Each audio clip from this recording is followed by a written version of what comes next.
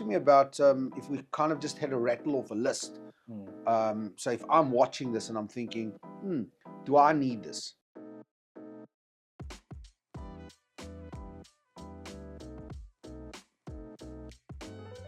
Let's go through them. If you're a plumber, if you're an electrician. Plumber, electrician, handyman, roof tiler, builder, just anyone who works on someone else's property. Networking, cabling. That's it. All fibre, cameras, security companies being on site, installing cameras, alarm systems. Yeah.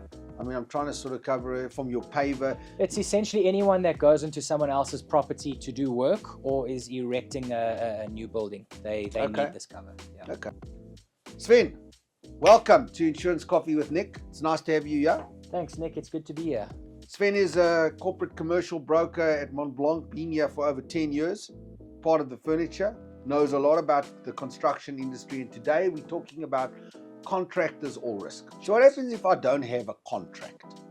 Like you call me, I come to site, I fit some glass, I do the plumbing, the electrical, and then I'm gone.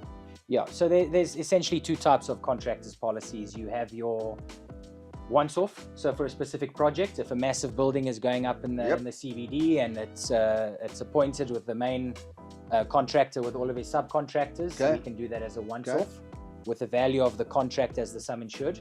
And then you get your annual contractors all risk policy. So that's covering me as a plumber or a builder, 100%. And no matter where I am, no matter where you are, what you do, how many projects you run for the year. It runs slightly differently, but you'll enjoy it. And it's also called a contractor's all risk. That's right, yes. So what are we actually covering in a contractor's all risk? Yeah, so it depends on what you choose, but typically it's the liability is probably the most important part. If any of your employees, the contractors, damage anything, if you are working inside someone else's property, we do have an extension for surrounding property. So an example would be if you're a kitchen installer and your contract is to work in the kitchen. But now, obviously, most people, I don't know anyone who has a kitchen at the front door, but you have to get through the house to get to the kitchen. So the contractor's all risk will cover the kitchen area and what you're working on, improving, renovating in there. But the living room, you have to walk through. The bedrooms, you gotta get past. If the contractor or his employees damage any of the surrounding property, that's generally not covered by the CAR policy. But very important, guys, sometimes your jackhammering, your drilling, your borehole, the thing that you're doing causes other surrounding properties other than the property you're working on, which is whatever, 21 Causeway Bay, and at 22 Causeway Bay, there was some shifting of the ground, and now suddenly there's a problem with the foundation. It was due to the fact that your drilling rig hit some bedrock, which caused something else to happen. Yeah. And so you've got a liability. Or you've hit a pipe and the water starts eroding the boundary wall, and now the boundary wall falls over 20-30 meters away from your site. You were nowhere near it, but it was an unfortunate accident that caused it to happen. And what about machinery breakdown? Give us a scenario. Yeah. So let's say it's a welder. He's fixing your gate on your premises, and just remember, insurance doesn't cover wear and tear, so the welder breaks down due to a sudden and unforeseen circumstance. Can't do his job. Machinery breakdown will cover the repairs to that welder to get you up and running as quickly as possible so that you can get back to your work. Okay. And your transit risk, the actual transport of the material and your own goods and all of that. So if you're running a contractor's policy, we've already discussed that you are doing your work off-site at someone else's premises or a building location.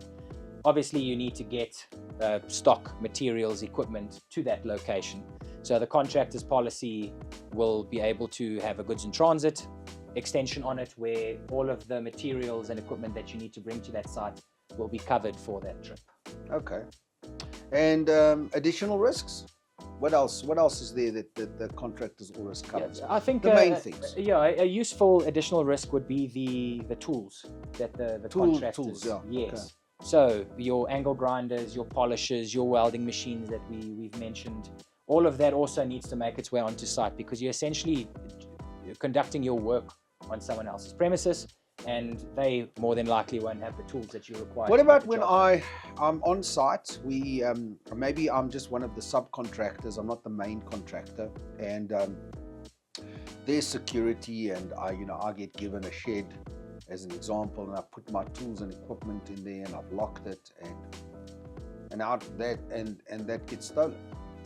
Yeah, so theft of your stock, your equipment, your tools would be covered. Subcontractors would also be covered. We have to note the subcontractors. Well, sometimes I am the subcontractor. Yes. Our clients are the subcontractor. So just remember that, guys. If you've been contracted to a site, and maybe you're doing all the plumbing, and the main contractor is the main construction company, and you've been subbed to do the plumbing, you've got stuff on site that you haven't billed for, that you haven't installed yet, and your equipment. And if anything happens to any of that, and it just mysteriously goes missing, and you did secure your goods, and there is security there, but this is life. It's gone. So you covered for that. Yeah.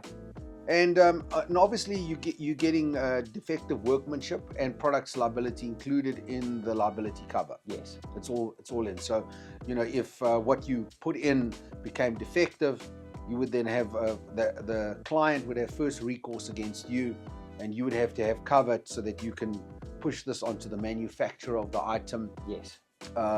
Same as you make your staff making a mistake. I like to use it like that. It's mistake cover. Yeah.